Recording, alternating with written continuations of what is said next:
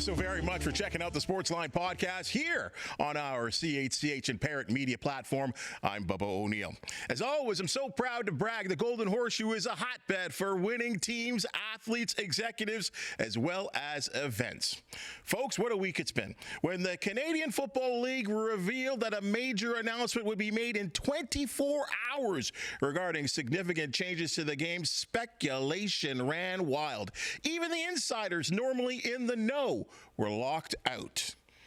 With a primary focus on enhancing the entertainment of the game, here is the future of the CFL. A 2-year phase of 3 rule changes and enhancements will be introduced in 2026 and 2027, and these changes have been unanimously passed by the Board of Governors. At the press conference, Commissioner Stuart Johnson was asked, after only 151 days on the job, how did he get to the point that he knew changes were needed? I came into this job with a message to the league governors, and they gave me the same message back. Status quo is unacceptable. So I came in with a lot of energy, and I've got an incredible team at the league office. I did a listening tour over the first 100 days, and we gathered a very small group at the league office that included football ops, marketing, data analytics, and we pushed forward these changes. We analyzed them, we understood, and every step of the way, we became more excited. The crew at 3DownNation.com have covered this week's announcement like none other. Not only were they at the presser, they had an exclusive sit-down with the commissioner. They gathered reaction from players and executives and even spoke to U Sports on how Canadian University, that football league, how they plan to react. Justin Dunk, job well done, and thank you for taking time with us on the Sportsline Podcast to break this all down. It's been quite a week. Thanks for having me on, dude. Let's start off with this. First off, let's listen to some of the CFL's well-known names for their thoughts and opinions on some of those rules that we have just seen. The worst part I think about it, honestly, is the fact that the people who play football, who have the football knowledge, were not consulted about this. I think everybody understands where I would stand. I'll say it. If we're going to be altering the game and removing uniquely Canadian items from the game, I would never be in favor of that.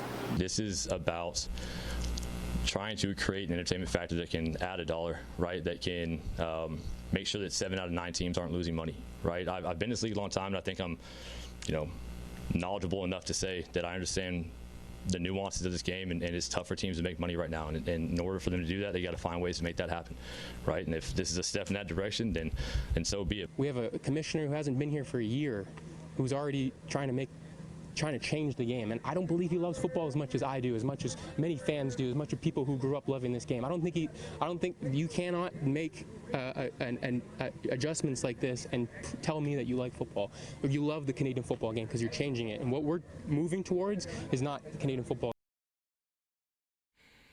Such a wide range of opinions, Justin, but Nathan Rourke's reaction clearly the strongest. He kind of went on for about 6 minutes on the topic. I mean, your thoughts on, I guess your original thoughts, and of course what the players have been saying. So initially, when I found out about these changes, and I don't think the insiders were quite locked out, because I knew more than 24 hours in advance what was going to go down, and there were rumblings for weeks before that. So I just want to get that out of the way off the top, that my initial first blush was like, well, significant changes to the game. I don't necessarily think these are significant in terms of what they could have been, because the talk about 4 downs was so much out there and has been out there, my man, as you know, going back to the pandemic and the rumors about potentially merging with the XFL, or actually the somewhat public discussions that took place there. So from my standpoint, I understand sports leagues need to adapt and evolve. And a lot of people out there are comparing these changes that the CFL has made to the pitch clock in Major League Baseball. That is not a direct line. We cannot be comparing that, okay? Major League Baseball games were going on way too long. 3.5, 4.5 hours, sometimes even longer in the playoffs.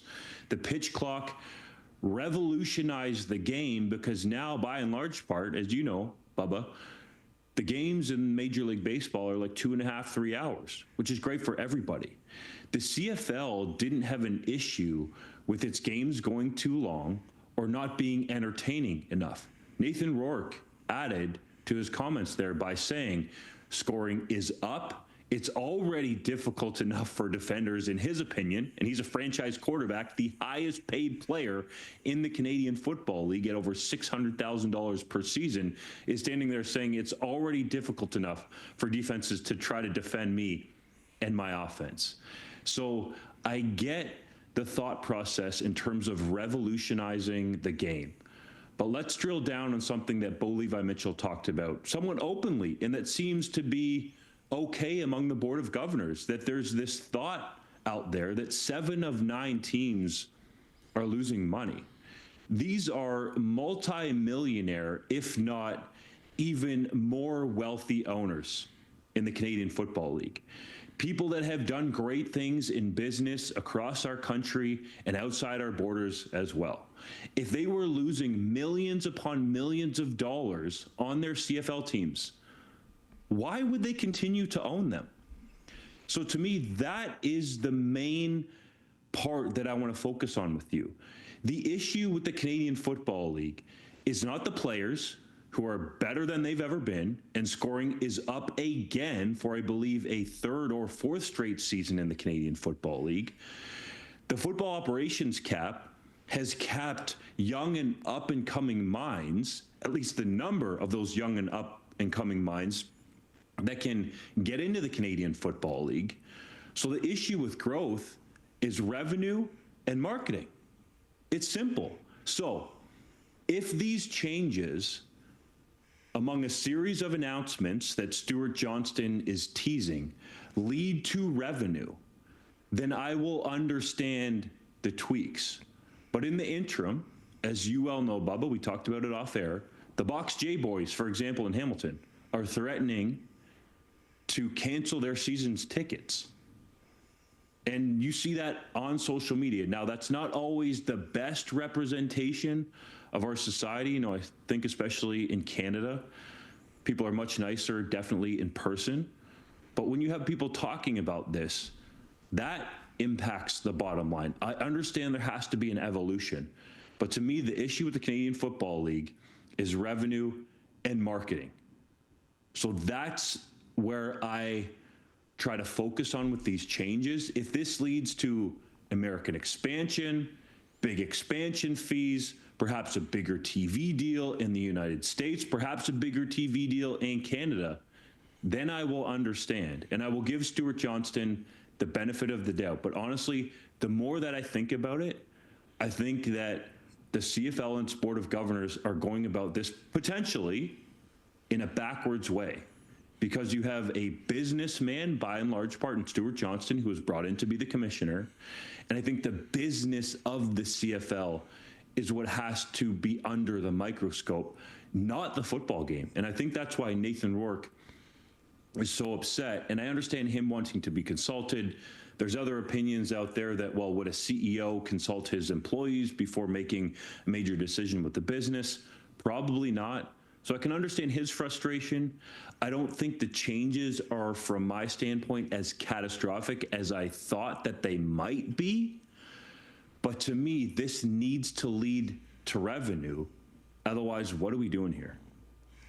You're the perfect person to discuss this, because I know that not only do you do what you do at 3Down Nation, you have a sensitivity to the game as a guy that came up through the ranks in high school, Guelph University, being one of the top dogs there of all time as a quarterback, and then touching in with some the professional game as well. I just want to go through a couple of the rule changes here. Let's get a couple of words from you on each one. Starting in 2026, the Rouge will be modified as a single point and no longer will be awarded for missed field goals or punts that sailed through the end zone. Your thoughts? I like it. I think it makes sense. It takes away the failure point that seems to go viral on the few occasions that it does happen. So Stuart Johnston and his explanation for this Rouge amendment made a lot of sense to me. He wants it to be an active football play. If the returner decides to take a knee in the end zone and play the field position game, then the other team gets a point. Or if a punt or field goal, well, I shouldn't say field goal, I guess, because the end zones are going to be different in 2027, but for 2026, if there's a field goal that's missed, a punt goes into the end zone, a kickoff, the other team actually has to go down and tackle the returner in there if they're looking for that point. So I like this rule. The former 20-second play clock will be 35 seconds, but will start when the previous play ends instead of when the official collects and resets the ball. I think that's the meaning of it. I feel like there's some other opinions I'm hearing about this, about that particular change in the game. Have I got it right there? This seems to be something that Stuart Johnston needs to set in stone with the rules committee, because I think what you're alluding to is a little bit of confusion around the rule, and especially how it could affect arguably the best 3 minutes in sports, which is the final 3 minutes of a Canadian Football League game. So the idea that Johnston explained to me was that he would stay in the command center and he would watch games and he would get out his stopwatch, and oftentimes there would be 10, 15, 20, 25 seconds that would elapse before the 20-second play clock that we all love was actually started, before the ball was spotted and the play was blown in. You know, I've been a part of that going back to my university playing days, that there's some sort of extra time that you can have there to get your play call in or run over to the sideline quickly if you really needed to. So by the letter of what Stuart Johnston said, this new 35-second play clock is supposed to start literally the second that the previous play ended. But if you can have that 35-second runoff within the last 3 minutes, especially of a game, that's not what you want, because it's so exciting and the league likes to use the hashtag no lead is safe. So I think that needs to be looked at. And then if you're having 35 seconds potentially being run off between plays in the entire football game, that's going to lead to less offensive plays. Mm-hmm. And the whole idea here is to have scoring go up. So I think that's one that I like the thought process behind it, but it seems like they need to go through some steps here to really iron it out. Bench locations, and I think this affects the teams in the East Division more so than the West. They've changed, and they're going to be on opposite sides of the field as opposed to how we enjoyed here in Hamilton, where the Argos are on one side and the Ticats are on one side. I'm actually surprised this has gone on this long. It makes sense in theory, but here's where we get into the revenue discussion, right? Because as you well know, Bubba, in Hamilton, there's, let's call them the ribbon boards that go the whole length of the field on the other side at Hamilton Stadium that drive, I would imagine, some pretty good revenue for the Tiger Cats because they're shown on national TV consistently for the entire game. So I get it. You don't necessarily want to have a situation where Ryan Dinwiddie is kicking field goals in people's faces, or you know what I mean, like getting excited and there's potentially no benches coming together. But man, like that was awesome. So anyways, from a professional standpoint, I get it. This is how the NFL does things. It makes a lot of sense, but I'm curious how the teams feel that they can make up for some of that lost revenue. 2026 is a bit of a teaser, but it's 2027 where things get heavy. Goalpost will be moving from the goal line to the back of the end zone, which they believe will increase the vision for quarterbacks, players, receivers, DBs, and quarterbacks who have been hitting posts for years will most likely be tossing more touchdown passes. Do you believe this to be true? You would think so, and the CFL provided me with some data that admittedly was collected just from the start of this season through Labor Day to sort of make this point, I suppose, a little bit more compelling. But I think we need to see this in action. So the data that the CFL gathered in terms of passing the football into the end zone with the upright there. Okay, I hope everybody can stay with me on this one. 0 to 10 yards deep in the end zone to the left. Again, this is from the start of this season through Labor Day. There were 46 passes attempted, 23 completions.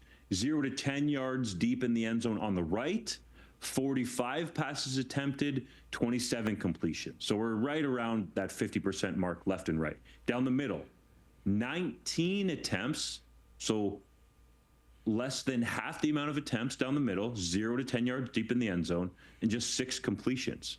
So we're obviously well under 50% completion rate. You go to 10 to 15 yards in the end zone, down the middle, 3 for 10 on the left, 8 of 13 on the right, 5 for 12. Then you get 15 to 20, and it actually evens out down the middle, 15 to 20 yards deep in the end zone.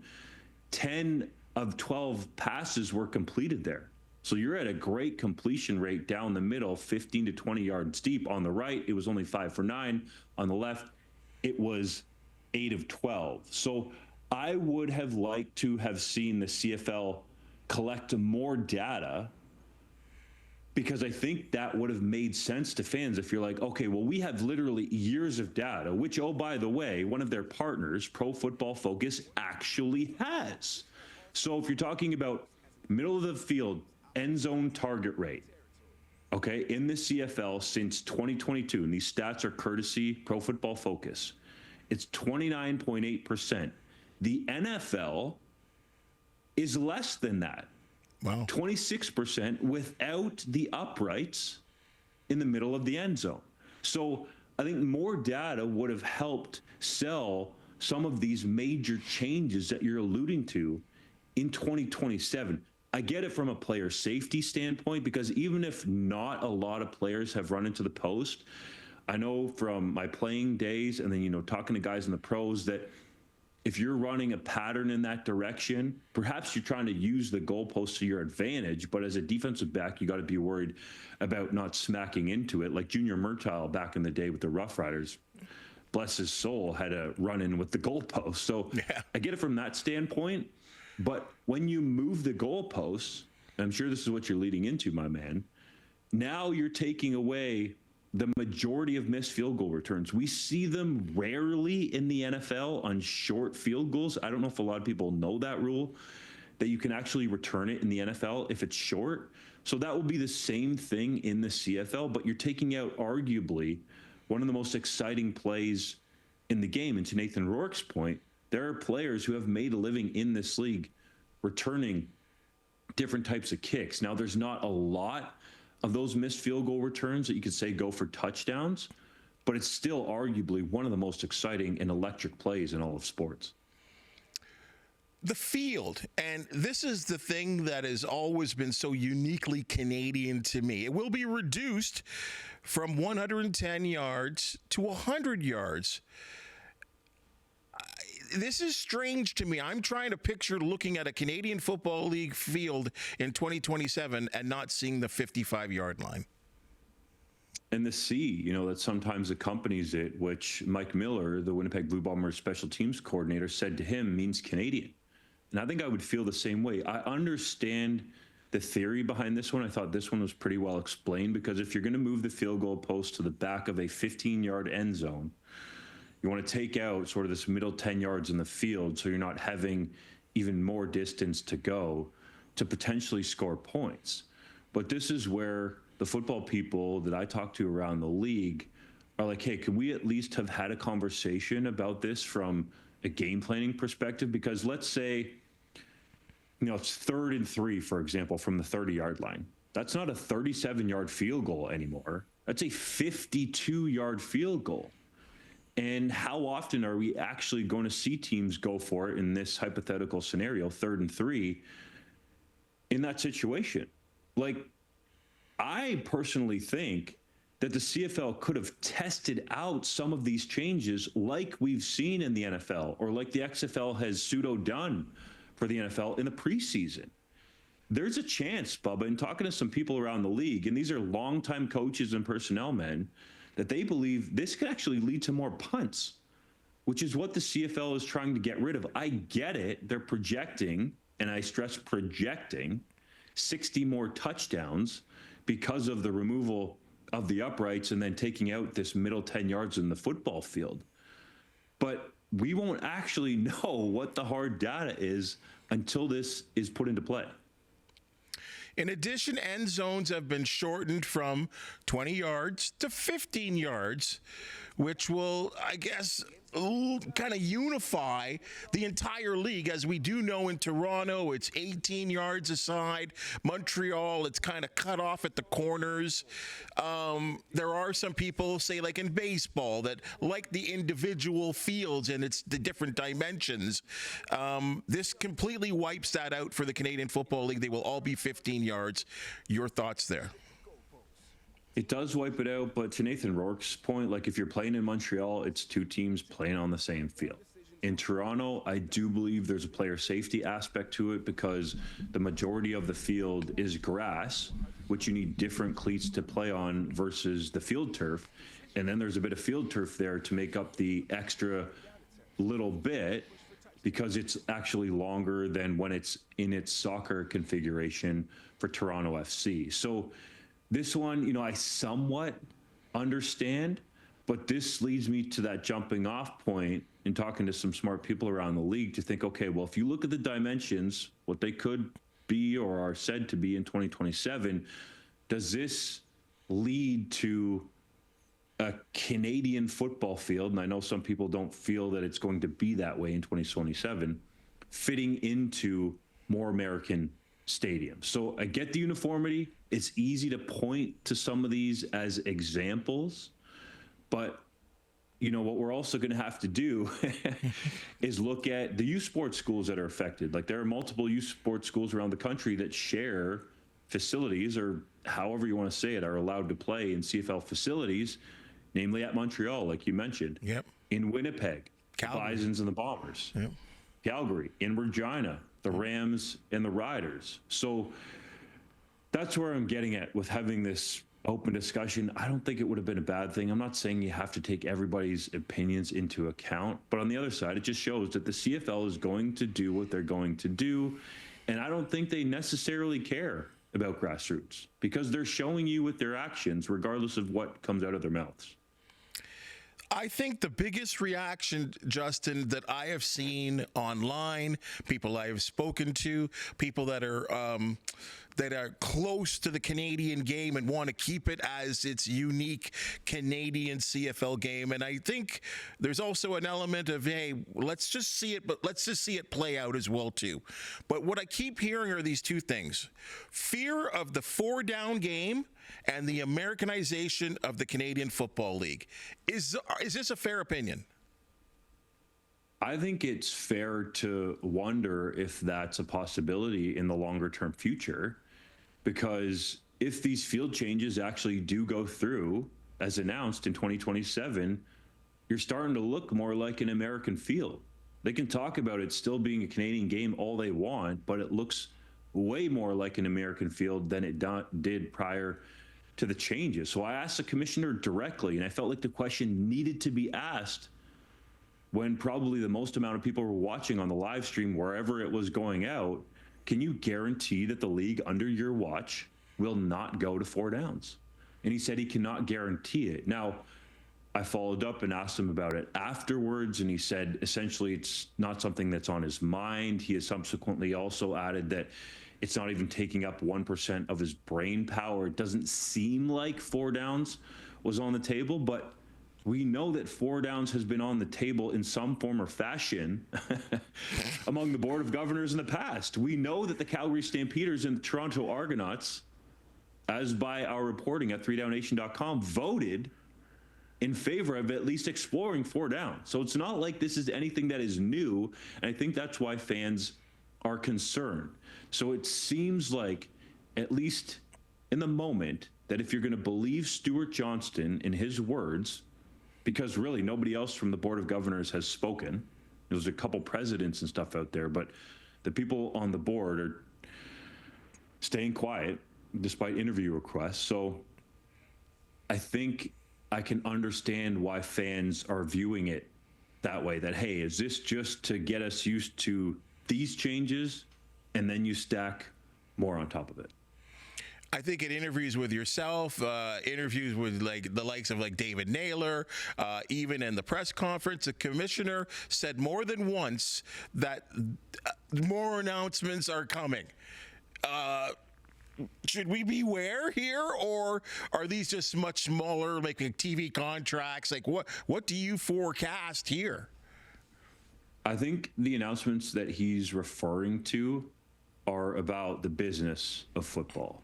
It seems like, and I stress seems like, because I'm trying to take the commissioner at his word, that they're done with major changes to the game. So I would think the upcoming announcements that we could expect would be things like the Grey Cup halftime show for Winnipeg in November.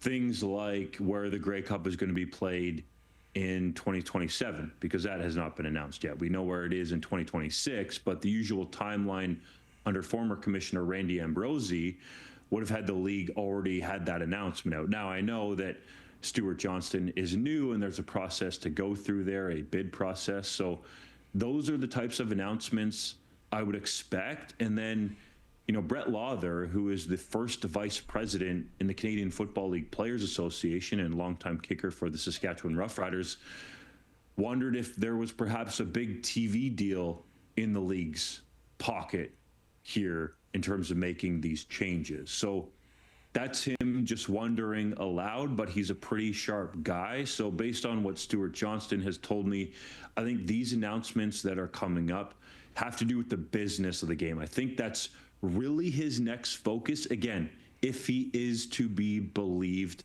I think these major changes to the game that we all care about and love are largely done with, at least in this short-term period.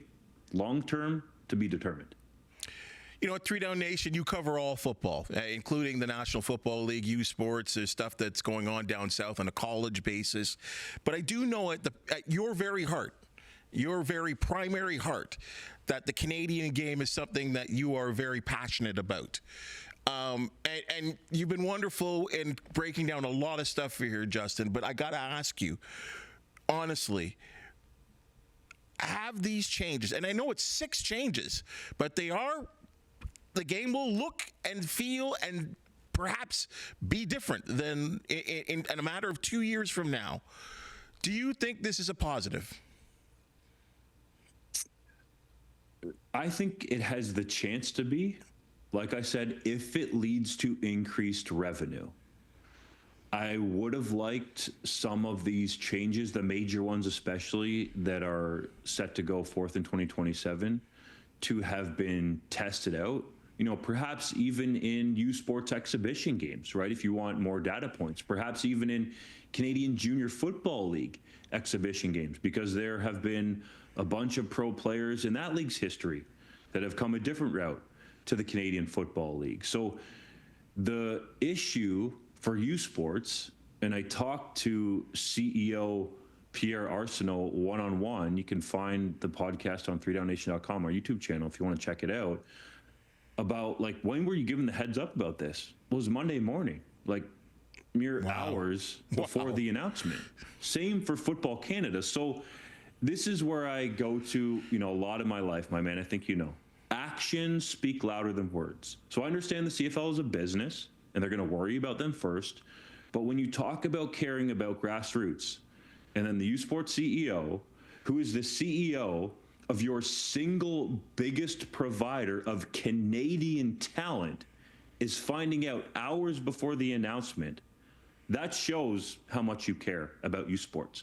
And what Pierre Arsenault said to me was, from an infrastructure standpoint, this is going to be a major undertaking for their 27 football playing schools, because those schools are at various stages in terms of new fields. Some of them might be coming up to the point where they need a new turf field, but he said those fields usually last 10 to 15, maybe on the high end 20 years. And some of these schools don't just have $1 million laying around to put in a new field, let alone change some of the dimensions. Like, Bubba, as you know, there are multiple fields in U Sports that have tracks around them, for example. Yes. That means you got to rip the entire thing up potentially to get this figured out, depending on some of the dimensions, or at least you have to change it. So it is going to cost money. And this is where I go back to, I'm not saying you have to take everybody's opinion into account, But if there was some dialogue with the Football Canada, with U Sports, with the different high school organizations out there across the country to say, hey, like, if we do this, do you guys think that you could potentially follow suit? Because it's going to benefit everyone. You want Canadians playing at a high level in the CFL? Well, you certainly want them playing a similar game at the university level, probably at the high school level, right? Like, don't we want kids playing what is the true CFL game, at least to develop the love for it? So, again, I understand the need to revolutionize or evolve. I get that. Evolve or die in anything, right? Just ask Jim Balsillie and BlackBerry. But I think this is a little bit different than the tech sector when you have all these different levels involved. And if you truly care, and I'm not saying the league doesn't necessarily not care at all, because I think there are already some conversations based on what I've heard ongoing between the sort of co-tenants or the teams that share buildings or use the facilities in CFL markets across the country. But these are some of the ramifications that I think you could have gone through. And if it leaked out, like, you know, who really cares? You're going to get some fan reaction. They've done this publicly before in terms of public sort of open negotiations with the XFL. Like, we all used to be monitoring The Rock's Twitter account and social media. So with something as major as this to some people out there, why not have all these discussions with the stakeholders? Yeah, I'm surprised. It has been years, and I've been, you know my age, and I've been following the Canadian Football League for multiple decades, and never have I seen an announcement made, and then in 24 hours, the amount of speculation, fear-mongering, happiness, like, just, it was incredible on that day. And I mean, and then they chose a day to have the press conference when the Blue Jays weren't playing.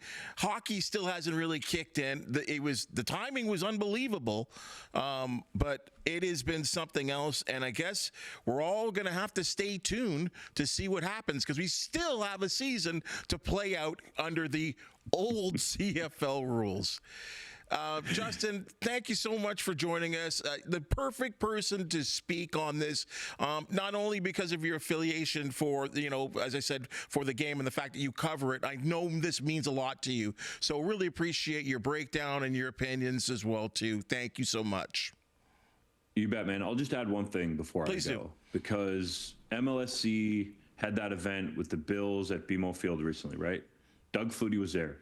And he was talking about how the NFL is kind of just getting around to the way that the CFL ran their offenses back in the day when he was in the Canadian Football League. It might not have been called the RPO, but now, even if you're a fair weather football fan, you know what that is because NFL teams are running it. So when he's talking about sort of the NFL evolving off of the CFL game, at least offensively, that means that the CFL is probably not necessarily behind the times. Again, I think you need to evolve, and the pitch clock in Major League Baseball has helped that sport out immensely.